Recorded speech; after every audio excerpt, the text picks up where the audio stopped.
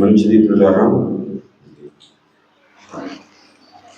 సమయం అయిపోతా ఉంది కనుక ఆరాధన క్రమంలో మనం ముందుకు సాగుతాం. రోమా పత్రిక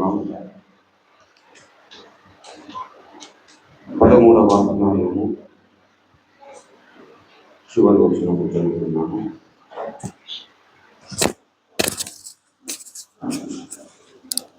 మనము రొట్టె విరుచుటకు కూడి ఉన్నాము కనుక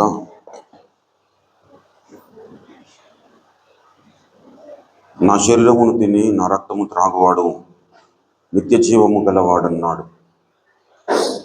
నా శరీరమును తిని నా రక్తము త్రాగాలి అన్నాడు. కానీ ఎవడు అయోగ్యముగా తిని త్రాగునో వాడు శిక్షావిధి కలగజేసుకుంటకి తిని త్రాగుచున్నాడు అని స్పష్టంగా లేఖనము మనకు తెలియపరుస్తుండగా, మరి యోగ్యముగా మనము ప్రభు యొక్క శరీరంలో, ప్రభు యొక్క రక్తంలో పాలు పంపులు పొందుకోవాలి. యోగ్యమైన రీతుల్లో మనము పాలు పంపులు పొందుకోవాలి అంటే మరి అపోస్తలుడైన పౌలు భక్తుడు అంటాడు, మనల్ని మనము విమర్శించుకొనిన ఎడల తీర్పు పొందకపోదు అన్నాడు. తను తాను పరీక్షించుకునవలెను అన్నాడు. మనల్ని మనము పరీక్షించుకున్నాలంటే ఆదాము పిల్లలముగా మనల్ని మనము ఎక్కువగా మెచ్చుకుంటాం. ఇతరులు ఎంత మంచిగా ఉన్నా వాళ్ళకంటే నేనే బెటర్ అనుకుంటాం. కాబట్టి మనల్ని మనం పరీక్షించుకోవడం ఎలా జరుగుతుంది, ఎప్పుడు జరుగుతుందంటే లేఖన కాంతి కిందికి మన జీవితాలను తీసుకొని వచ్చినప్పుడు మనమేంటో మనకు తెలియపరచబడుతుంది. హల్లెలూయా. కాబట్టి మనల్ని మనము పరీక్షించుకోవడానికి లేఖనాన్ని మనము సంధిద్దాం. మరి చిన్న మాటను చదువుకొని మనం ముందుకు సాగుదాం. రోమా పత్రిక 13వ అధ్యాయము చివరి వచనము 14వ వచనము. మెట్టుకు ప్రభు అయిన యేసుక్రీస్తును ధరించుకున్న వారై శరీరేచ్ఛలను నెరవేర్చుకొనుటకు శరీర విషయమై ఆలోచన చేసుకొనుడి. శరీర విషయమై ఆలోచన చేసుకొనకుడి. చదవబడిన ఈ పరిశుద్ధ లేఖన భాగమును దేవుడు మన వినికిడిలో ఆశీర్వదించి ఫలింపచేయునుగాక. ఆమేన్. చిన్న మాట ప్రార్థన చేసుకుందాం. ప్రేమ నమ్మకములు కలిగిన మా యేసుక్రీస్తు ప్రభువా, జీవాధిపతి, జీవము కలిగిన మా యేసయ్యానికి వందనాలు. నీ యొక్క బంగారు పాదములకు ముద్దులు శ్రేష్టమైన నీ యొక్క పరిశుద్ధ నామం బట్టి నీకు వేలాది వందనాలు, కృతజ్ఞతాస్తుతులు, స్తోత్రములు ప్రభువా. నీ మహాకృప చేతన తండ్రి ఒక వారము దినములు మా బ్రతుకులలో క్షేమముగా దాటిపోచేసి మరొక నూతన పునరుత్థాన దినమును మా బ్రతుకులలో మీరు అనుగ్రహించి ఉదయకాల సమయంలో నీ సన్నిధానంలో సంఘముగా సమావేశమై నిన్ను స్తుతించి ఆరాధించి మహిమపరచుటకు మీరిచ్చిన గొప్ప ధన్యతను బట్టి, అవకాశమును బట్టి, కృపలను బట్టి నీకు వేలాది వందనాలు, కృతజ్ఞతాస్తుతులు, స్తోత్రములు ప్రభువా. దైవమా, ఈ యొక్క సమయంలో చదవబడిన నీ యొక్క పరిశుద్ధ లేఖన భాగమును బట్టి నీకు వేలాది వందనాలు, కృతజ్ఞతాస్తుతులు, స్తోత్రం ప్రభువా. చదవబడిన ఈ యొక్క పరిశుద్ధ లేఖన భాగము ద్వారా మాతో మీరు మాట్లాడండి. నిలబడిన నీ యొక్క దీన సేవకుడు కేవలము వట్టివాడి నిష్ప్రయోజకుడే ప్రభువా. ఇక్కడ ఉంటున్న నీ యొక్క పరిశుద్ధ బిడ్డలందరిలోకెల్లా మిక్కిలి చిన్నవాడు అయోగ్యుడు ప్రభువా. ఈ దాసుని మీ యొక్క శిలువ రక్తముతో బాగుగా కడిగి పరిశుద్ధపరిచి పవిత్రీకరించి శుద్ధునిగా చేసి నీ దాసుని నీ యొక్క పరిశుద్ధ ఆత్మ అభిషేకము చేత అభిషేకించుకొని నీ నోటి మాటలను ప్రభువు నా తండ్రి నీ దాసునికి అందించి నీ చేతి నీడలో కప్పుకొని మాతో మా అందరితో ప్రభువు మీరు తేటగా మాట్లాడండి. బల్లకై మమ్మల్ని సిద్ధపరచండి. లోకములో మమ్మల్ని యోగ్యులనుగా నీకు ప్రియులనుగా జీవింపజేయమని, ఘనత మహిమ ప్రభావాలు మీరే పొందుకోమని, మీరు మాట్లాడే దేవుడవు గనుక నీకు వందనాలు, స్తోత్రములు ప్రభువా. మీరు మాట్లాడుచుంటుండగా వినుబుద్ధి, వినగల చెవి, గ్రహించే మంచి మనస్సును, లోపడగలిగిన జీవితములను మా అందరికీ ప్రసాదించమని, ఘనత మహిమ ప్రభావాలు మీకు ఆరోపిస్తూ యేసు పరిశుద్ధ నామములోనే ప్రార్థిస్తున్నాం తండ్రి. ఆమేన్. దేవునికి స్తోత్రం. హల్లెలూయా, హల్లెలూయా. ప్రభువునందు నాకు అత్యంత ప్రియులారా, చేరవచ్చిన మీ అందరికీ మన ప్రభువును రక్షకుడైన యేసుక్రీస్తు వారి శుభనామమున వందనాలు, శుభాలు, దైవాశీస్సులు తెలియజేస్తా ఉన్నాను. చదవబడిన ఈ యొక్క పరిశుద్ధ లేఖన భాగంలో అపోస్తులుడైన పౌలు భక్తుడు మరి ఆనాటి రోమా సంఘానికి పత్రికను రాస్తూ పరిశుద్ధాత్మ దేవుడు మరి అన్ని కాలముల్లో అన్ని తరములలో ఉంటున్న క్రైస్తవ సమాజముతో మాట్లాడాలని ఈ మాటలు రాయించాడు. అపోస్తులైన పౌలు భక్తుడు తాను కనికరింపబడ్డాడు. పూర్వము నేను హింసకుడను, దూషకుడను, హానికరుడనైన నన్ను దేవుడు తన మహాకృప చేత నన్ను కనికరించాడు అన్నాడు. ఆయన కనికరింపబడ్డాడు, దేవుని చేత ఏర్పరచబడ్డాడు, దేవుని చేత ఎన్నుకొనబడ్డాడు. ఎన్నుకొనబడిన పౌలు భక్తుడు అంటాడు, విశ్వసింపబో వారందరికీ నేను మాదిరిగా ఉండులాగున దేవుడు నన్ను కనికరించెను అన్నాడు. విశ్వసింపబో వారందరికీ మాదిరిగా అపోస్తులైన పౌలు భక్తుడు ఉంటూ ఈ మాటలు రాస్తా ఉన్నాడు.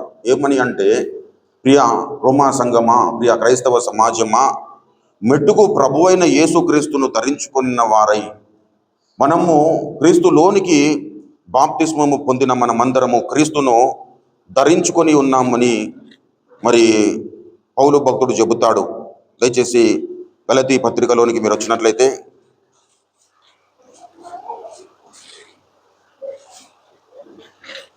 క్రీస్తులోనికి బాప్తిస్మము పొందిన మీరందరూ క్రీస్తును 3వ అధ్యాయము దయచేసి 27వ వచనములో చూసినట్లయితే, క్రీస్తులోనికి బాప్తిస్మము పొందిన మీరందరూ క్రీస్తును ధరించుకొని ఉన్నారు, క్రీస్తును ధరించుకొని ఉన్నారు అని ఇక్కడ చెబుతా ఉన్నాడు. ఇక్కడనేమో రోమాపత్రిక 13:14లో మెట్టుకు ప్రభు అయిన యేసుక్రీస్తును ధరించుకొనిన వారై అంటున్నాడు. అంటే బాప్తిస్మము పొందిన మనమందరము క్రీస్తును ధరించుకున్న వారము. క్రీస్తును ధరించుకున్న వారము అంటే మనము క్రీస్తు వలె ఉండుటకు మనము ఎన్నుకొనబడిన వారము, ఏర్పాటు చేసుకొనబడిన వారము. కాబట్టి మనము ఏ విధంగా పడితే ఆ విధంగా జీవించడానికి వీలు లేదు. మీరు లోకమునకు వేరై రక్షణ పొందుడు అన్నాడు. రక్షణ పొందిన మనమందరము లోకమునకు వేరైన వారము. లోకమునకు మనకు ఒక తేడా అనేది ఉంది పిల్ల. కాబట్టి లోకమునకు వేరైన విధంగా మన జీవితాలు ఉండాలి అంటే మనము క్రీస్తును ధరించుకోవాలి. రక్షణ పొందిన వారితో ఈ మాటలు చెబుతూ ఉన్నాడు అపోస్తలుడైన పౌలు భక్తుడు. మీరు శరీరేచ్ఛలను నెరవేర్చుకొనుటకు శరీర విషయమై ఆలోచన చేసుకొనకూడి. ఎవరితో చెబుతూ ఉన్నాడు? రోమా సంఘముతో చెబుతున్నాడు. రోమా సంఘము ఎటువంటి సంఘము అంటే రక్షణ పొందినారా, రక్షణ పొందలేరా? రక్షణ పొందిన సంఘము ప్రియులారా. దయచేసి 1వ అధ్యాయములో పరిశుద్ధులుగా ఉండుటకు పిలువబడ్డారట వీరు. దయచేసి చూడండి 1వ అధ్యాయము, రోమా పత్రిక 1వ అధ్యాయము. దయచేసి కలిసి ఉన్న లేఖన వాచనాల్లో మరి దేవుని సువార్త నిమిత్తము ప్రత్యేకింపబడిన వాడునైన పౌలు రోమాలో ఉన్న దేవుని ప్రియులందరికీ అనగా పరిశుద్ధులుగా ఉండుటకు పిలువబడిన వారికి శుభమని చెప్పి వ్రాయున్నది అన్నాడు. పరిశుద్ధులుగా ఉండుటకు పిలువబడ్డారు.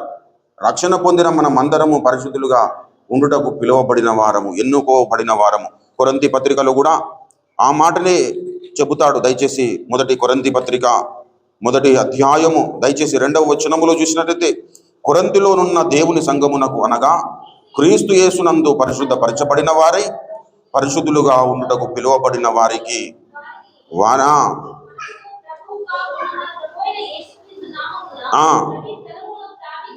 ప్రార్థించి వారందరికీ శుభమని చెప్పి వ్రాయునది అన్నాడు.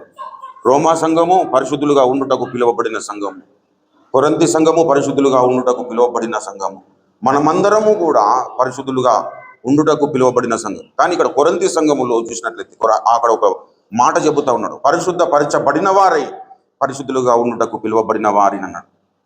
రక్షణ పొందిన మనమందరము ఎప్పుడైతే బాప్తిస్మముల జలముల యొద్దకు వెళుతామో అప్పుడు దేవుడు మనల్ని పరిశుద్ధపరుస్తాడు. పరిశుద్ధపరచబడ్డాము అంటే ఇంకా జీవితాంతము అలానే మన బ్రతుకులు ఉన్నాయని అనుకోవడానికి వీల్లేదు. మనము పరిశుద్ధపరచబడతాము. ఎప్పుడైతే బాప్తిస్మం పొందుతామో అప్పటి వరకు మన జీవితంలో ఉన్నటువంటి పాపము, అపరాధములు అన్ని మన నుండి తొలగిపోతాయి. పాపముల చేత, అపరాధముల చేత చచ్చిన వారై ఉండగా ఆయన మిమ్మును క్రీస్తుతో కూడా బ్రతికించెను అన్నాడు ఎఫెసీ పత్రిక 2వ అధ్యాయము 1వ వచనంలో. చచ్చిన స్థితిలో ఉన్నాము. దేని కారణాన్ని బట్టి? పాపముల చేతను, అపరాధముల చేతను చచ్చిన స్థితిలో ఉంటున్న మనల్ని దేవుడు ఏం చేశాడు? బ్రతికించాడు. అంటే పరిశుద్ధపరిచాడు. పరిశుద్ధపరచబడిన వారమైన మనం మళ్ళా ఏం చేయాలి? పరిశుద్ధులుగా ఉండాలి. హల్లెలూయా. రక్షణ పొందగానే ఇంకా మన జీవితాంతము పరిశుద్ధులుగా ఉంటామని అనుకోవడానికి వీల్లేదు. అలా ఒకవేళ ఉంటే ప్రభునందు ప్రియులారా, ఎమ్రే అను వాళ్ళు మరి మోషే మీద తిరుగుబాటు చేశారు. దేవుడు నమ్ముకునగానే ఇంకా పరిశుద్ధపరచబడినాము అని అనుకోవడానికి వీల్లేదు. మనం ఎంత ఎదిగినా మనం పరిశుద్ధత సాధన చేస్తూ ఉండాలి. ప్రభునందు ప్రియులారా, ఇస్కరియోతు యూదా బాప్తిస్మం పొందాడు, కానీ అతడు పరలోక రాజ్యంలో కనబడాడు. ఎందుకు? పరిశుద్ధపరచబడిన వాడే కదా. పరిశుద్ధపరచబడిన వాడే, కానీ పరిశుద్ధులుగా ఉండలేకపోయాడు. ప్రభునందు ప్రియులారా, మనం పరిశుద్ధులముగా ఉండాలి. హుమెనే ఫిలేతు అనే మరి వారిని గురించి మరి లేఖనము ఈ విధంగా సెలవిస్తూ ఉంది. దయచేసి తిమోతికి పత్రిక దయచేసి 1 తిమోతి పత్రిక 1వ అధ్యాయము దయచేసి 19-20 వచనాల్లో చూడండి. అట్టి మనస్సాక్షిని కొందరు త్రోసివేసి విశ్వాస విషయమై ఓడబద్దలైపోయిన వారి వలె చెడి ఉన్నారు. ఏమైందట? వీరి విశ్వాసము చెడిపోయింది పిల్లరా. విశ్వాస విషయమై ఓడబద్దలైపోయిన వారి వలె చెడి ఉన్నారు. ఇప్పుడు నడి సముద్రంలో ఓడ ఉన్నది. ఆ ఓడ బద్దలైపోయింది అనుకో, ఒక్క మనిషి అన్న బ్రతుకుతాడు దాంట్లో? ఎంత ఈత వచ్చినా కానీ బయటకు రాలేడు. అలాంటి సముద్రము. అలా విశ్వాస విషయములో ఓడబద్దలైపోయిన వారి వలె వీరు చెడి ఉన్నారన్నారు. ఎవరు వీళ్ళు? వారిలో హుమెనయును అలెగ్జాంద్రును ఉన్నారు. వీరు దూషింపబడకుండా శిక్షింపబడుటకై వీరిని సాతానునకు అప్పగించి తిని అన్నాడు. వీరు ఏమైపోయింది? వీరి మనస్సాక్షి దేవుడిచ్చిన మనస్సాక్షిని త్రోసివేశారు. దయచేసి 18లో చూడండి. నా కుమారుడైన తిమోతి, నీవు విశ్వాసమును మంచి మనస్సాక్షి గలవాడవై నిన్ను గురించి ముందుగా చెప్పబడిన ప్రవచనంలో చొప్పున, అంటే విశ్వాసమును మంచి మనస్సాక్షి ఉన్నదంటే విశ్వాసము లేని చెడ్డ మనస్సాక్షి కూడా ఉన్నదని అర్థము ప్రియులారా. అదే దయచేసి 2వ తిమోతి పత్రిక 3వ అధ్యాయము దయచేసి చూడండి. 3వ అధ్యాయము 16వ వచనం. అపవిత్రమైన వట్టి మాటలకు విముఖుడవై ఉండుము, అట్టి మాటలాడువారు. 2వ అధ్యాయం 2వ తిమోతి పత్రిక 2వ అధ్యాయము మరి 17-18 వచనాల్లో చూసినట్లయితే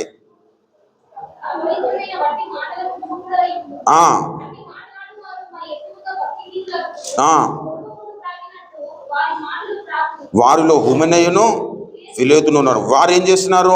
పునరుత్థానము గతించనని చెప్పుచు సత్యము విషయమై తప్పిపోయి కొందరు విశ్వాసమును చెరుపుచున్నారు. అక్కడనేమో విశ్వాస విషయంలో ఓడ బద్దలైపోయింది. ఇక్కడ ఏం చేస్తూ ఉన్నారు?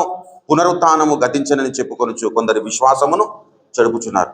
ఇప్పుడు పునరుత్థానము ఉన్నది కనుకనే యేసయ్య మనతో సజీవముగా ఉన్నాడని మనము జీవించగలుగుతున్నాం, నిరీక్షణ కలిగి జీవించగలుగుతున్నాం. ఇప్పుడు పునరుత్థానము గతించిందని చెప్పుకుంటే ఇప్పుడు మానవులందరూ చనిపోతున్నారు, వాళ్ళు ఎట్లాగూ లేవడం లేదు. అట్లనే యేసయ్య జీవితం అలా ఉన్నదని కొంతమంది బోధిస్తూ ఉన్నారట. వారు ఏం చేస్తూ ఉన్నారు? పునరుత్థానము గతించనని చెప్పుకొనొచ్చు కొందరు విశ్వాసమును చెరుపుచున్నారని. అంటే అంతకుముందు ఏం చేస్తున్నారు? వాళ్ళు పునరుత్థానం ఉందని నమ్మారు. ఇప్పుడు ఏం చేస్తున్నారు? సత్యము విషయమై తప్పిపోయినారట. హల్లెలూయా. సత్యము విషయమై ప్రభునందు ప్రియమైన దేవుని బిడ్డలారా, పరచబడిన వారే పరిశుద్ధంగా ఉండడము అనగా నువ్వేదో శరీరముతో పాపము చేయడము, లేదంటే నరహత్య చేయడము, దొంగతనం చేయడము కాదు. సత్యము విషయమై తప్పిపోవడము పాపముతో సమానము. పిల్ల విశ్వాస విషయములో ఓడ బద్దలైపోవడము పాపముతో సమానము. నువ్వు శారీరక పాపం ఏం చేయాల్సిన అవసరం లేదు. నువ్వు సత్యము విషయంలో తప్పిపోతే నువ్వు పాపము చేసినట్లే లెక్క. విశ్వాస విషయంలో ఓడల బద్దలైపోయిన వారి వలె చెడిన మనస్సు గలే, అంటే మంచి మనస్సాక్షిని విడిచిపెట్టడము పాపముతో సమానము. ఇప్పుడు పరిశుద్ధులుగా ఉండాలి మనం అంటే మనం ఏం చేయాలి అంటే అక్కడనే చెబుతున్నాడు మూలవాక్యంలో. మెట్టుకు మనం అందరం ఏం చేయాలి?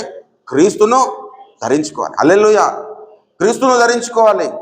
క్రీస్తును ధరించుకోకపోతే మనము ఏ విషయంలోనే తప్పిపోవడానికి అవకాశము ఉన్నది. గలతీ సంఘానికి మరి పత్రిక రాస్తూ మరి 5వ అధ్యాయంలో అంటాడు, ఈ స్వాతంత్రము దేవుడు మనకు అనుగ్రహించి మన స్వతంత్రులుగా చేసి ఉన్నాడు అని చెబుతూ 5వ అధ్యాయం చదవండి. క్రీస్తు మనలను స్వతంత్రులుగా చేసి ఉన్నాడు,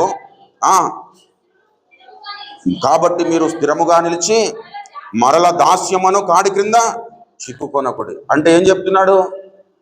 క్రీస్తు మనల్ని స్వతంత్రులుగా చేశాడు, స్వతంత్రులుగా చేయబడ్డ వారం, కానీ మరల దాస్యమును కాడి క్రింద చిక్కుకునే ప్రమాదము కూడా ఉన్నదని చెబుతా ఉన్నాడు. ప్రమాదం ఎలా ఉంటుంది? మీరు స్థిరముగా నిలవబడకపోతే. హల్లెలూయా. ఏ విశ్వాసమునైతే మీరు కనపరుస్తూ ఉన్నారో అది అంతము దనుక మనము కనపరచగలగాలి. ఏ విశ్వాసము అయితే కలిగి ఉండి యేసయ్యను నమ్ముకున్నారో ఆ హుమెనయి ఫిలేతు అనే భక్తులు ఆ విశ్వాసము విషయములో సత్యము విషయములో తప్పిపోయి కొరుకు పుండు ప్రాకినట్లు వారి మాటలు రాకును అన్నాడు. వారిలో హుమెనయి ఫిలేతు ఉన్నారు అన్నాడు. ప్రభునందు ప్రియులరా, మన జీవితంలో ఎప్పుడైతే మనము స్థిరముగా ఉండలేమో అప్పుడు ఒక ఆట వస్తువుగా మన జీవితమును దుష్టుడైన అపవాది వాడుకుంటాడు. స్థిరముగా నిలవాలి. దేవుడు మనల్ని స్వతంత్రులుగా చేశాడు. ఈ స్వాతంత్రం అనుగ్రహించి దేవుడు క్రీస్తు మనల్ని స్వతంత్రులుగా చేసి ఉన్నాడు. కాబట్టి మీరు స్థిరముగా నిలిచి మరల దాసి మన కాడి క్రింద చిక్కుకొనకుడి అన్నాడు. స్థిరముగా ఉండడం నేర్చుకోవాలి. ఒకరోజు యేసయ్యను బాగా స్తుతించడము, ఆ తర్వాత చిన్న ఏదైనా బాధ రాగానే యేసయ్యను ఇలా కాదు. కష్టమైన నష్టమైన యేసయ్యను స్తుతించడం నేర్చుకోవాలి. యేసయ్యలో స్థిరముగా ఉండడం నేర్చుకోవాలి. యేసయ్యను ఆరాధించడం నేర్చుకోవాలి. ఆయన ఏం చేసినా నా జీవితంలో క్షేమం కొరకే చేస్తారని నమ్మగలగాలి. హల్లెలూయా. మరి రోమపత్రిక 8:28 ఏం చెబుతాడు? ప్రభునందు ప్రియులరా, రోమపత్రిక 8:28 అనగా ఆయన సంకల్పము చొప్పున పిలువబడిన వారికి మేలు కలుగుట కొరకే సమస్తము సమకూడి జరుగుచున్నవని మనం ఎరుగుదుము. అంటే మేలు కలుగుట కొరకే. అది నీ దృష్టికి కీడు అనిపిస్తుంది, కానీ నీకు మేలు కలుగుట కొరకే సమస్తము. ఇప్పుడు ఉమెనై ఫిలేతో సత్యము విషయం ఎందుకు తప్పిపోయినారు అంటే వారి జీవితంలో ఏదో ఒక ఆయాసకరంగా అనిపించిన పరిస్థితి వచ్చి ఉంది. దాన్ని బట్టి వెంటనే ఏం చేసినారు? పునరుత్థానము గతించని చెప్పుకొనొచ్చు సత్యము విషయమై తప్పిపోయి అనేక మంది విశ్వాసమును జరుపుతుంది. ఇప్పుడు పునరుత్థానమే లేదని చెప్తున్నవారు ఇప్పుడు యేసయ్య నిజమైన దేవుడని ఎలా నమ్మగలుగుతారు? యేసయ్య దేవుడని చెప్పడానికి గల మూల కారణమే పునరుత్థానం. ఇప్పుడు పునరుత్థానమే గతించిపోయిందని చెప్పుకొనిచున్నప్పుడు ఇంకా వారు విశ్వాసులని చెప్పడానికి అవకాశము లేదు. ప్రభునందు ప్రియులారా, పరిశుద్ధపరచబడిన వారము మనం అందరం, కానీ పరిశుద్ధులుగా ఉండుటకు మనం అన్ని విధాలుగా సాధన చేస్తూ ఉండాలి. నేత్ర సాధన చేయాలి, నోటిని సాధన చేయాలి, పెదవులకు సాధన చేయాలి, నీ నడతలను సాధన చేయాలి. శారీరకంగా నీకుంటున్న ప్రతి అవయవము విషయంలో దేవునికి ఇష్టకరంగా ఉండుటట్లుగా మనం సాధన చేస్తూనే మనసులో మన మీద దాడి చేసే వ్యతిరేకమైన ఆలోచన విషయంలో కూడా మనము ఆలోచన చేసుకుంటూ స్థిరముగా ఉండడం నేర్చుకోవాలి. ఎవరు చెప్పినా కానీ అది సత్యం అనుకోవడానికి వీల్లేదు. పౌలు శీలలు చెప్పిన సంగతులు అలాగూ ఉన్నాయో లేవో అని బెరియా సంఘస్థులు ఏం చేసినారు? అనుదినము లేఖనములను పరిశోధన చేశారు. అలా పరిశోధన చేయాలి ప్రియులారా. గుడ్డిగా నమ్మడం అనేది విశ్వాస లక్షణము కాదు. నేను చెప్పినా కానీ గుడ్డిగా నమ్మద్దు, ఎవరు చెప్పినా కానీ గుడ్డిగా నమ్మద్దు. గుడ్డిగా నమ్మితే మనము నశించే వారముగా మనం తయారైపోతాం. మనము ఆశీర్వాదములకు వారసులుగా ఉండున్నట్లుగా దేవుడు మనల్ని పిలిచాడు. కానీ జ్ఞానము లేక నశించుచున్నారన్నాడు. విషయాలు ఏమన్నాడు? నా జనులు జ్ఞానము లేక నశించిపోతున్నారు. ఏం జ్ఞానము లేదు? వివేచన జ్ఞానము లేదు. సొలొమోను దగ్గరికి ఇద్దరు వచ్చారు స్త్రీలు, ఒక కుమారుని తీసుకొని. ఒక ఆమె అంటే నా కుమారుడు, ఇంకొక ఆమె అంటే ఇంకో నా కుమారుడు. వారికి తీర్పు తీరుస్తున్నప్పుడు చాలా వివేచనతో తీర్పు తీర్చాడు. ప్రభునందు ప్రియులారా, అటువంటి మనస్సాక్షి, అటువంటి జ్ఞానము, అటువంటి వివేచన మనము సంతరించుకోవాలి. ఈ కడవరి కాలములో మరి అనేకమైన విధాలుగా మనం మోసపోయడానికి అవకాశం ఉన్న పరిస్థితులు లోకంలో ఉన్నాయి. ప్రభునందు ప్రియులారా, కాబట్టి మనము నా చిన్న పిల్లలారా మిమ్మును ఎవడునో మోసపరచ నీయకుడి అన్నాడు. దయచేసి చూడండి, మొదటి యోహాను రాసిన మొదటి పత్రిక, దయచేసి 3వ అధ్యాయము 6-7వ వచనము చూడండి. చిన్నపిల్లలారా ఎవరిని మిమ్మును మోసపరచ నీయకుడి అన్నాడు. ఆయన నీతిమంతుడైనట్టు నీతిని జరిగించు ప్రతివాడు నీతిమంతుడన్నాడు. నా చిన్న పిల్లలారా మీరు మిమ్మల్ని ఎవరిని కూడా మోసపరచనీయకుడి.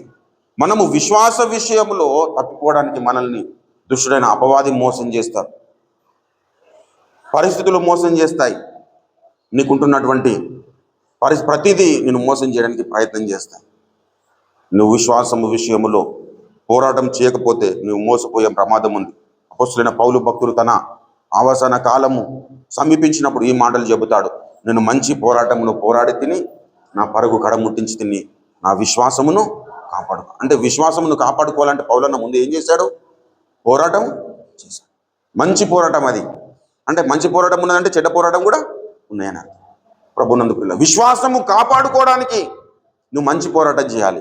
విశ్వాసము కాపాడుకోవడానికి ఏదో ఒక పోరాటం సార్ చేసేస్తే పోలేదులే అని అనుకుని నువ్వు చెడ్డ పోరాటం చేసినావంటే విశ్వాసము కాపాడుకోలేవు. కాబట్టి మంచి పోరాటము చేయాలి. మంచి పోరాటం చేయాలంటే నువ్వు అన్ని విషయంలో సహించడం నేర్చుకోవాలి, ఓర్చుకోవడం నేర్చుకోవాలి. పోరాటం చేయడం కత్తులు పట్టుకొని మొత్తం యుద్ధరంగంలోకి వెళ్ళడం కాదు.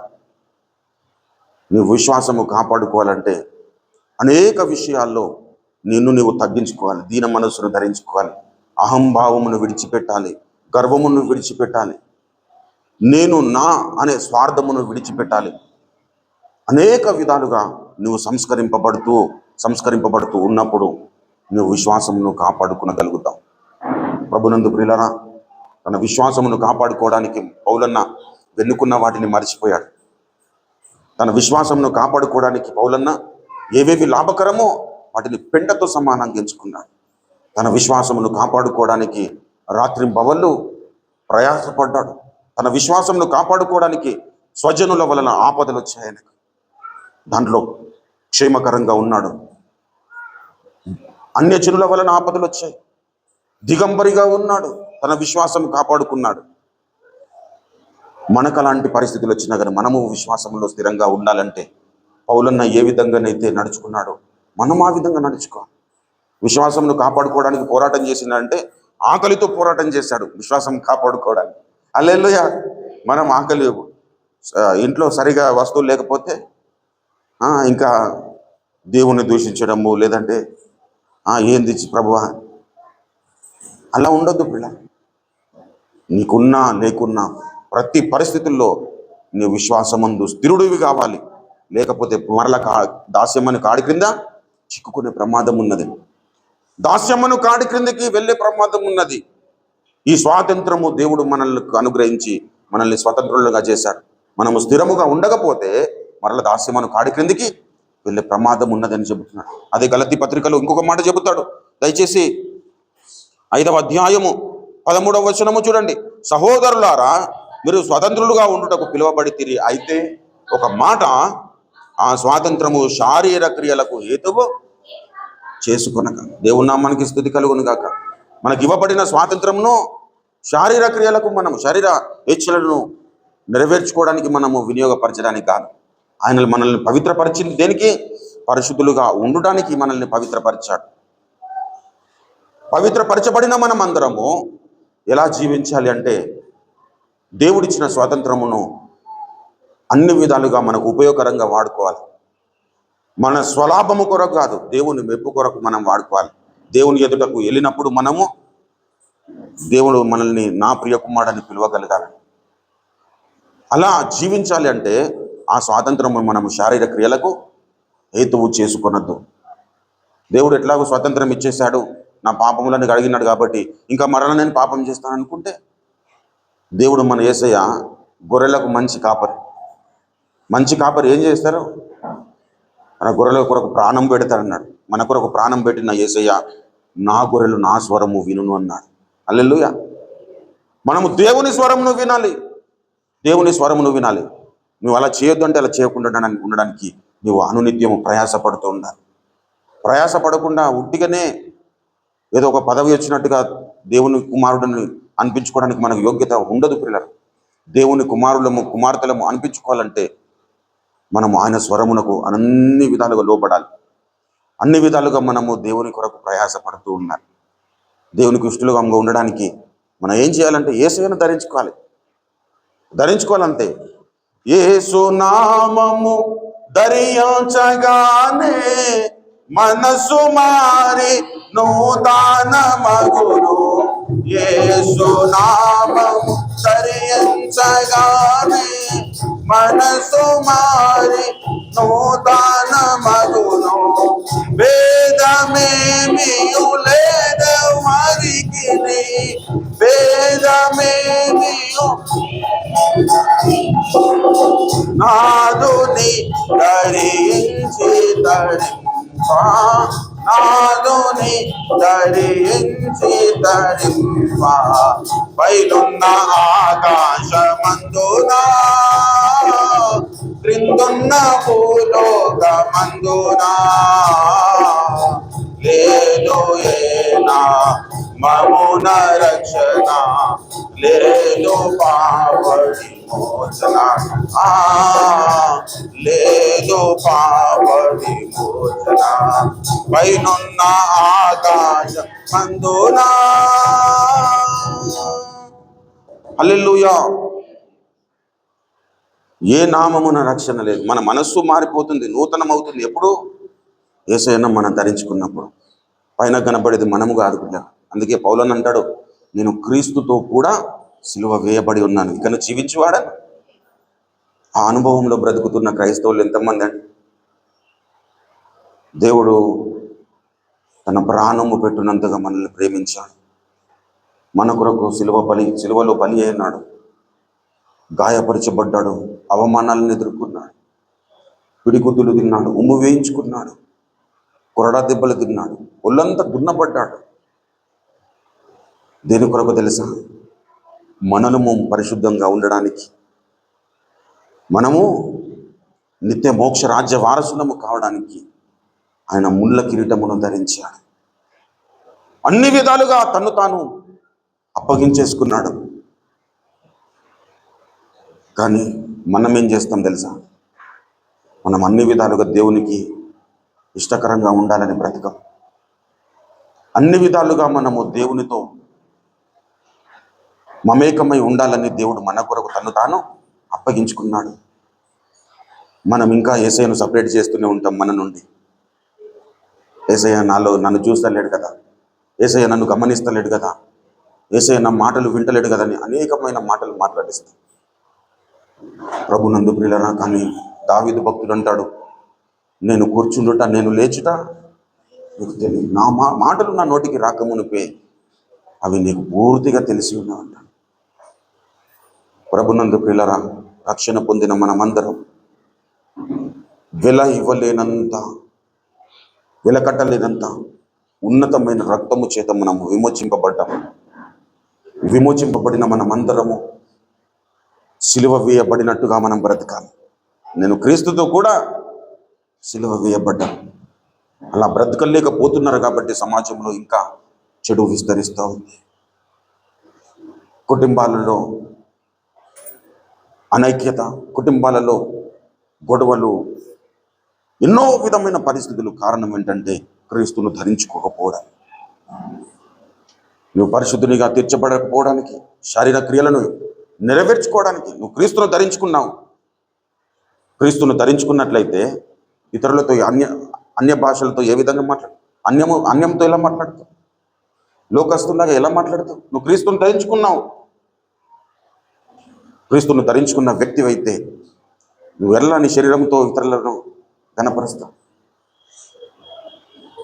ప్రభునందు ప్రియమైన దేవుని బిడ్డలారా, మనము క్రీస్తును ధరించుకున్న వారముగా ఈ లోకములో బ్రతకాలి. ఇక నువ్వు జీవించువాడను నేను కాను, క్రీస్తే నా యందు జీవించు. అందరూ ఏమనుకుంటున్నారంటే క్రైస్తవ జీవితం అంటే క్రీస్తు కొరకు మనం బ్రతుకు కాదు ప్రియుల. క్రీస్తే వచ్చి మనలో జీవించడం క్రైస్తవ జీవితం. నీలో కనబడగలగాలి క్రీస్తు. నీ మాటల్లో, నీ ప్రవర్తనలో, నీ క్రియల్లో, నీ ఆలోచనలో, నీ తలంపుల్లో, నీ నడతలలో క్రీస్తు కనబడగలగాలి. అనువుకు దేవుని చేత కొనిపోబడినని రాయబడక మునుపు దేవునికి ఇష్టడని ఉండేనని సాక్ష్యము. ఇప్పుడు దేవునికి మనం ఎంతమంది ఇష్టలముగా బ్రతుకుతున్నాం. దేవుడు ఒకవేళ దండించాలి అని అనుకుంటే క్రైస్తవ సమాజం ముందుంటారు. అలాంటి బ్రతుకులు క్రైస్తవ సమాజం జీవిస్తూ ఉన్నారు. దేవుడు అంటే లాస్ట్కు నా అవసరతలు, నా కోరికలు, నా తలంపులు, నా క్రియలు, నా నడతలు అన్నీ జరిగిన తర్వాత అప్పుడు లాస్ట్కు ఇవన్నీ దెబ్బైపోతాయి కదా, అప్పుడు లాస్ట్కు దేవా అది కాదు పిల్ల. నువ్వు యేసయ్యను ముందు పెట్టుకుంటే అవన్నీ నీ చోటికి రానిరావు. నువ్వు ఏ విషయంలో కూడా దెబ్బతినే ప్రమాదం ఉండదు. ఒకవేళ దెబ్బతిన్నా కానీ అది నీకు ఆశీర్వాదంగానే దేవుడు మారుస్తాడు. ఎందుకంటే నువ్వు దేవుణ్ణి ప్రేమిస్తున్నావు కనుక. దేవుని ప్రేమించే వారి కొరకు, అనగా ఆయన సంకల్పం చొప్పున పిలువబడిన వారికి మేలు కలుగుట కొరకే సమస్తము సమకూడి జరుగుతుంది. హల్లెలూయా. దేవుని నమ్ముకున్నందుకు శిక్షలు రావద్దు అని చెప్పడం లేదు పిల్లలు. దేవుని నమ్ముకున్నందుకు నువ్వు నష్టపోవని చెప్పట్లేదు. నష్టంను కూడా ఆశీర్వాదకంగా మారుస్తాడు దేవుడు. నువ్వు ఏదన్నా శిక్షింపబడుతున్నా కానీ అది కూడా నీకు ఆశీర్వాదంగా మారుస్తాడు దేవుడు. నువ్వు స్థిరముగా ఉండాలి. ప్రభునందు ప్రియమైన దేవుని బిడ్డలారా, క్రైస్తవ సమాజము దేవుని చేత ఏర్పరచుకొనబడిన సమాజం, దేవుని చేత ఎన్నుకోబడిన సమాజం. ఒక చిన్న ఉద్యోగం ఇస్తేనే మనము కంపెనీలో ఎంత నమ్మకంగా పనిచేస్తాం. మన నిత్య జీవితమునకు మన దేవుడు పిలిచాడు, మనం ఎంత నమ్మకంగా ఉండాలి. ప్రభునందు ప్రియులారా, మన దేవుడు నమ్మదగిన వాడు, మనము నమ్మదగిన వారముగా ఉండాలి. మన దేవుడు పరిశుద్ధుడు, మనము పరిశుద్ధులముగా ఉండాలి. మన దేవుడు నీతిమంతుడు, మనము నీతిమంతులముగా ఉండాలి. అలా ఉండాలంటే మనం ఏం చేయాలి? క్రీస్తును ధరించుకున్న వారముగా ఉండాలి. నువ్వు క్రీస్తును ధరించుకున్నాలి. నువ్వు క్రీస్తును ధరించుకుంటే నీ పరిస్థితులు మారిపోతాయి. నీ క్రీస్తును ధరించుకుంటే నీ మనసు మారి నూతనమగుతుంది. రోమాపత్రిక 12వ అధ్యాయం దయచేసి మొదటి 2 వచనాలను చూసినట్లయితే, కాబట్టి సహోదరులారా, పరిశుద్ధమును దేవునికి అనుకూలమైన సజీవ యాగముగా మీ శరీరములను ఆయనకు సమర్పించుకునుడని దేవుని వాత్సల్యమును బట్టి మిమ్మల్ని బతిమాలుకొనుచున్నాను. ఇట్టి సేవ మీకు యుక్తమైనది. మీరు ఈ లోక మర్యాదను అనుసరింపక ఉత్తమమును అనుకూలమును సంపూర్ణమునైన దేవుని చిత్తం మీద పరీక్షించి తెలుసుకొనినట్లు మీ మనసులు మరి నూతన మగుట వలన రూపాంతరము పొందుడి. హల్లెలూయా. పాత జీవితము, ఐగుప్తు నుండి బయటకు వచ్చిన ఇశ్రాయేలు మాకు అక్కడనే బాగుండేది అని అనుకున్నట్లుగా మన జీవితాలు ఉండదు. మన యేసయ్య గొర్రెలకు కాపరి, పందులకు కాపరి. పందుకు ఎంత అడిగినా కానీ మళ్ళీ ఏం చేస్తుంది? అది మరలా బురదలోకి పోతుంది. కుక్కకు మనం ఎంత మంచి భోజనం పెట్టినా కానీ అది మరలా వాంతి చేస్తుంది. వాంతి చేసి మళ్ళీ దాన్ని తింటుంది. ప్రభునందు ప్రియులారా, కుక్కల్లాగా మనం ఉండదు. ఆ మాట రాయబడి ఉంది యాకోబు. కుక్క తన వాంతికి తిరిగినట్లు కడగబడిన పంది బురదలో దొరికినట్లు అనే మాట రాయబడింది సామెతలు. ఆ సామెత ఉంది. ఆ ప్రకారంగా క్రైస్తవ జీవితాలు ఉండదు. రక్షణ పొందిన మనమందరము దేవుని మహాకృప చేత బ్రతికింపబడ్డ వారం. పాపముల చేత, అపరాధముల చేత చచ్చిన స్థితిలో ఉన్న మనల్ని దేవుడు మన మహాకృప చేత బ్రతికించాడు. బ్రతికింపబడిన వారం మళ్ళా చచ్చిన స్థితిలో ఉండొద్దనే ఏం చెబుతున్నాడు? మీరు స్థిరముగా నిలిచి మరలా దాస్యమును కాడి క్రింద చిక్కుకున్నాడు. నువ్వు స్థిరముగా నిలవబడలేదనుకో, మరలా దాస్యమైన కాడి క్రిందకి వెళ్ళే ప్రమాదం ఉన్నది. అందుకే పౌలు అంటాడు, నాకు అన్ని విషయములో నాకు స్వాతంత్రం ఉన్నది కానీ అన్నీ చేయదగినవి కావు అంటాడు. అన్నిటి విషయంలో నాకు స్వాతంత్రం ఉన్నది కానీ అన్నీ క్షేమాభివృద్ధి కలగచ్చు. అన్నిటి విషయంలో నాకు స్వాతంత్రం కలదు కానీ నేను దేని చేత కూడా లోపరచబడను అన్నాడు. హల్లెలూయా. నీ ముందుకు ఏది వచ్చినా కానీ నేను లోపరచుకోవడానికి ఎంత ప్రయత్నం చేసినా నువ్వు దానికి లోబడడానికి అవకాశం లేని పరిస్థితి నువ్వు క్రియేట్ చేసుకున్నావు. లోపరుచుకునే ఉన్నాయి. ధనము మనల్ని లోపరుచుకుంటుంది, అందం మనల్ని లోపరుచుకుంటుంది, ఆస్తులు మనకు లోపరుచుకుంటుంది, అహంకారం మనల్ని లోపరుచుకుంటుంది. ప్రభునందు ప్రియులరా, ఘనతలు లోపరుచుకునే ప్రయత్నం చేస్తాయి. నువ్వు వాటికి లోబడిపోతే నీ జీవితము ఓడబద్దలైపోయిన వారి పరిస్థితుల్లాగా అయిపోతుంది. ప్రభునందు ప్రియులరా, విశ్వాస విషయంలో ఓడబద్దలైపోయినాయి కానీ కొంతమంది విశ్వాసమును కాపాడుకున్నామని చెప్పారు. హెబ్రీ పత్రికలో 11వ అధ్యాయం నిండా విశ్వాస వీరుల గుంపులను గురించి మాట్లాడుతూ అందరూ అబ్రహాము మొదలుకొని మరి రాయబడిన భక్తులందరూ తమ విశ్వాసములో ముందున్నారు. విశ్వాసమును బట్టి ఎప్పుడో మోషే 40 సంవత్సరాల ప్రాయంలో ఐగుప్తీయుల మధ్యలో మరి దేవుని కొరకు మరి నిలబడ్డప్పుడు ఆయన ఏం చేశాడు? అధికారం అంతటిని వ్యర్థమని ఎంచుకున్నాడు.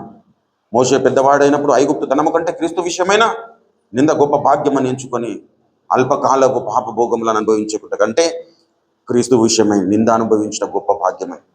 హల్లెలూయా. ఫరో కుమార్తె యొక్క కుమారుడు అనిపించుకున్నటకు ఒప్పుకొనలేదు. విశ్వాసమును బట్టి. హల్లెలూయా. ఆయన అలా ఒక కమిట్మెంట్కి వచ్చిన తర్వాత మళ్ళీ ఎన్ని సంవత్సరాలు వెయిట్ చేశాడు? 40 సంవత్సరాలు. అరే ఊకేనన్నా వచ్చినాం అనుకుంటాం మనం, ఒకరోజు గడిచిపోతుంది. ఐగుప్తీయులు కనాను ప్రయాణంలో బయటకు రాగానే ఇక ఎర్ర సముద్రం దాటిన వెంటనే ఎవరి మనసు అంతా అక్కడ పోతుంది. వాళ్ళు మళ్ళా పోతారనే ఎర్ర సముద్రం పెట్టి దేవుడు మనసు అంతా అక్కడ ఉంది. ఏమనుకుంటున్నాం? మాకు అక్కడ సోపు ఉండేది, జీలకర్ర ఉండేది, ఏ చవిచారం లేని మన్నా మేము ఎన్ని రోజులంటే తినాలి అని దేవుని మీద తిరగబడుతుంది. సేమ్ యాజ్ ఇట్ ఈస్గా మన జీవితంలో కూడా అలాంటి పరిస్థితులు వస్తాయి. వచ్చినా కానీ దేవుని యందు విశ్వాసముతో, నమ్మకముతో మరి మోషే 40 సంవత్సరాల ప్రాయంలో దేవుని పని కొరకు వస్తాడు బయటకు. ఇంకా 40 సంవత్సరాలు దేవుడు వెయిట్ చేయిస్తాడు. ఇక కుమార్తెలను కనుచు మరి తన మామ దగ్గర ఉంటాడు. ఈ 40 సంవత్సరాలు ఏం ప్రభువా నన్ను బయటకు రమ్మన్నావు, నేను వచ్చినా నన్ను ఇంకా వాడుకుంటలేవని ఎప్పుడు కూడా దేవుని మీద చనగలేదు ప్రియ. అబ్రహామును దేవుడు పిలిచాడు. 75 సంవత్సరాల ప్రాయంలో దేవుడు పిలిచాడు. 99 సంవత్సరాలు అయిపోయినాయి. అప్పుడు కూడా ఏమంటాడు? నా సన్నిధిలో నడుచుచు నిందారహితుడో. అరే సన్నిధిలో నడుస్తూ నిందారహితుడో ఉండడం తర్వాత బాబు నా కుమారులను సంతానం ఇస్తున్నావు కదా, అదేమాయ అని చెప్పేసి అబ్రహాం అడగలేకపోయాడు. ప్రభునందు ప్రియులారా, అబ్రహాం 25 సంవత్సరాలు వెయిట్ చేశాడు. మోషే 40 సంవత్సరాలు వెయిట్ చేశాడు. దేవుని మీద ఏమాత్రం సనగలేదు. మనం ఈరోజు చేసిన ప్రార్థన రేపటి వరకు ఒకవేళ మరి అది దానికి జవాబు రాకపోతే ఏంది ప్రభు ఇంత కఠినమా, నా బాధ నీకు తెలియదా, నువ్వు నాలుగు ఉంటే నీకు తెలుస్తుండే అని అనుకుంటాం. ప్రభునందు ప్రియులారా, అలాంటి మనస్తత్వంలో మనం విడిచిపెట్టాలి. చావైనా బ్రతికైనా అది నీతోనే అనుకుంది. హల్లెలూయా. జీవించు వారు ఇక మీదట తమ కొరకు కాక అన్నాడు. ప్రభునందు ప్రియులారా, మన యేసయ్య కొరకు మనం ఈ లోకంలో బ్రతకాలి. యేసయ్య సాక్షులుగా మనము జీవించాలి అంటే నిరంతరము పరిశుద్ధపరచబడుతూ ఉండాలి. హల్లెలూయా. ప్రతిరోజు పరిశుద్ధపరచబడుతూ ఉండాలి. ప్రతి క్షణము పరిశుద్ధపరచబడుతూ ఉండాలి. పరిశుద్ధపరచబడిన వారమే మనము. కానీ మన దైనందిన జీవితంలో ప్రతి క్షణము దేవుడు కౌంట్లోకి తీసుకుంటాడు. అరే, నిన్ను పరిశుద్ధపరిచిన కదా, ఆ పరిశుద్ధపరిచిన స్థితి నువ్వు కంటిన్యూ చేయగలిగావా అని దేవుడు అడుగుతాడు. దయచేసి మొదటి పేతురు రాసిన మొదటి పత్రిక దయచేసి మొదటి అధ్యాయము 14-16 వచనాలు చూడండి. నేను పరిశుద్ధుడనై ఉన్నాను కనుక మీరును పరిశుద్ధులై ఉండుడని వ్రాయబడి ఉన్నది. కాగా మీరు విధేయులకు పిల్లలై మీ పూర్వపు అజ్ఞాన దశలో మీకు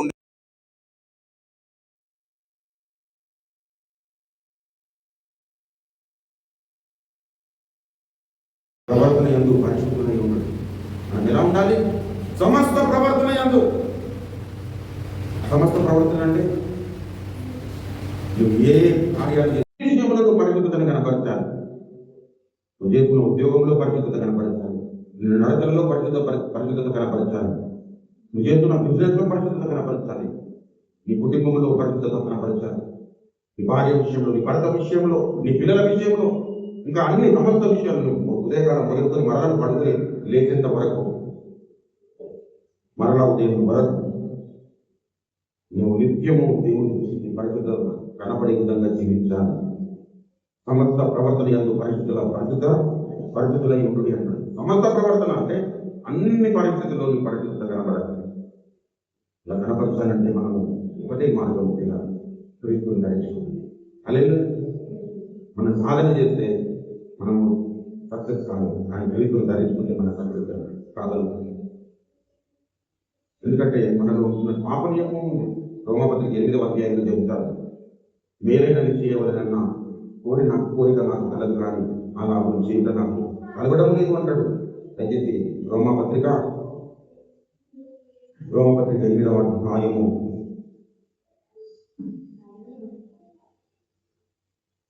'మేలైనది చేయవలనన్నా' చదవండి.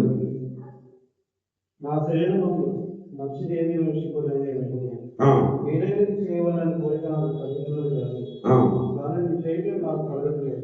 అలాగే చేయడం నాకు కలగడం లేదు. తర్వాత నేను చేయకూడదు మేలు చేయక చేయకూడని కీడు చేయుచున్నాను.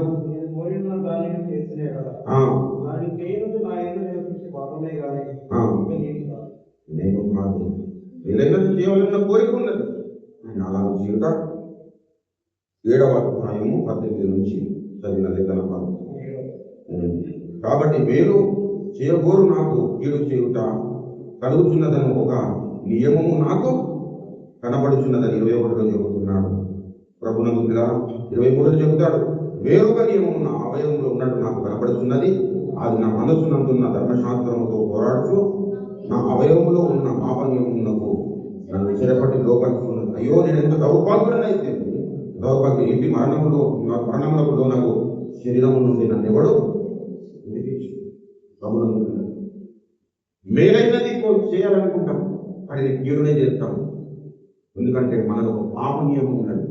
మరి ఆ పాప నియమమును మనము అణచివేయాలంటే మనము క్రీస్తును ధరించుకున్న మానవులు జీవించాలి. నేను క్రీస్తును ధరించుకున్నాను కదా, నేను ఎలా మాట్లాడతాను? నేను క్రీస్తును ధరించుకున్నాను కదా, ఎలా ప్రవర్తిస్తాను? ఇలాంటి చెడు ప్రవర్తన అనుకునే విధంగా మనము జీవించినట్లయితే దేవుడు మనల్ని బట్టి ఆనందిస్తాడు. నేను శిలువలో నీకు నేను ఇంకా పడ్డం కదా, పర్వాలేదు కదా, నువ్వు నీకు కూడా మంచి జీవిస్తున్నావు కదా, నాకు ఇదే కాదనుకుంటాను. ప్రభుత్వం దేవుడు చెప్పిన విధంగా మనం జీవించడం నేర్చుకున్నప్పుడు దేవుడు మన ఎందు ఆనందిస్తాడు. 2వ యోహాను పత్రికలో, నా ప్రియులు మీ పిల్లలలో కొందరు సత్యమును అనుసరించి నడుచుకొని చూసి నేను బహుగా సంతోషిస్తున్నానంటే, దయచేసి 4వ వచనం చూడండి. 3-4 వచనాలు. సత్య ప్రేమలు మన యందుండగా తండ్రి అయిన దేవుని యొద్ద నుండి, తండ్రి యొక్క కుమారుడు యేసుక్రీస్తు యొద్ద నుండి కృపయు కనికరము సమాధానము మనకు తోడగును. తండ్రి వలన మనము ఆయన ఆజ్ఞ పొందిన ప్రకారము నీ పిల్లలలో కొందరు సత్యమును అనుసరించి నడుచుకొని చుట్టూ కనుగొని బహుగా సంతోషించుతున్నాను. హల్లెలూయా. దేనిని బట్టి బాగా డబ్బు సంపాదించున్నారని సంతోషిస్తున్నాడా? సత్యమును అనుసరించి నడుచుకొస్తున్నారు కాబట్టి వారి ప్రవర్తనను చూసి సంతోషిస్తున్నారు. మూడవ యోహాను చూడండి, 3 వచనం. నా పిల్లలు సత్యమును అనుసరించి నడుచుకొస్తున్నారని వినడకంటే నాకు ఎక్కువైన సంతోషము. హల్లెలూయా. ప్రభునందు పిల్లలు, మనం సత్యమును అనుసరించి నడుచుకోవాలి. సత్యములో మనం జీవించాలి అంటే క్రీస్తును ధరించుకున్న జీవితాలు మనకు అవసరం ఉండదు. క్రీస్తును ధరించుకున్న జీవితాలతో మనము ఈ లోకంలో పరిశుద్ధులుగా ఉండడానికి అవకాశం ఉంటుంది. క్రీస్తును ధరించుకోకుండా మనం పరిశుద్ధులుగా ఉండలేము, బ్రతకలేము, నివాసము చేయలేము. కాబట్టి మనం క్రీస్తును ధరించుకున్నామా, అన్ని మన ప్రవర్తన అంతట్లో దేవుని అధికారాన్ని ఒప్పుకొని బ్రతుకుతున్నామా, నిజంగా దేవుడు నా కాపరిని మనం చెప్పుకుంటున్నాం, ఆయన కాపరిత్వంలో మనం పెరుగుతున్న వారైతే ఆయన మాటలకు విధేయులం అవుతున్నాము. నా గొర్రెలు నా స్వరము విను అన్నాడు. ఆయన గొర్రెల మీద ఆయన స్వరము వినే గొర్రెలమా, లేదంటే పందులు లాంటి మన జీవితాలు ఉన్నాయి, కుక్కలాగా మన జీవితాలు ఉన్నాయి. కుక్క ఏం చేస్తుంది? తన వాంతికి తిరుగుతుంది. పంది కడగబడ్డ తర్వాత కూడా మళ్ళా క్రైస్తవ విశ్వాసం యొక్క లక్షణం కాదు. క్రైస్తవ విశ్వాసం ఉండవలసిన లక్షణం ఏంటంటే గొర్రెకు ఉండాల్సిన లక్షణం. గొర్రె ఏం చేస్తుంది? కొంచెం బురద అంటే కానీ వెంటనే దానికి బురదన్నంతసేపు బ్రతకడమే వేసనుకునే విధంగా ప్రవర్తిస్తుంది. మనలో ఏదైనా అవిధేయత ఉన్నా మనం బిడ్డని విడిచిపెడదాం. దేవుని కోరుకుంటున్నాం. గొర్రెలు కూడా మనం అడుగుదాం. దేవుని ఇష్టానుసారంగా, దేవుని చిత్తానుసారంగా మనం తీర్చబడడానికి ఏసైనా మనం ధరించుకుందాం. మన ప్రవర్తన అంతకు, మన వచ్చిన యాత్ర అంతకు ఒకసారి పరిశీలన చేసుకుందాం. మనం ప్రవర్తించిన ప్రవర్తన ఎలా ఉంటుంది, మనం నడిచి వచ్చిన యాత్ర ఎలా ఉంటుంది, ఒకసారి మనల్ని మనం పరిశీలించుకోవడానికి ఉపక్రమిద్దాం. దేవుని మాటలు మన వ్యక్తిగా ఆశీర్వదించుకోవాలి. ప్రార్థన సమయము, దేవుడితో సమాధానం పడే సమయము, దేవుడు మనల్ని దర్శించే సమయము, దేవుడు మనల్ని బాగు చేసే సమయము, సమాధానం చూపే సమయం, మనల్ని స్వస్థపరిచే సమయము, మనల్ని బాగు చేసే సమయము, మనల్ని ఆరోగ్యవంతులుగా చేసే సమయము. కనుక ఎవరం కూడా సమయంలో దుర్వినియోగపరచుకోవచ్చుగా సమయంలో సద్వినియోగం చేసుకుందాం. నాన్న వల్ల మనం ప్రవర్తిద్దాం.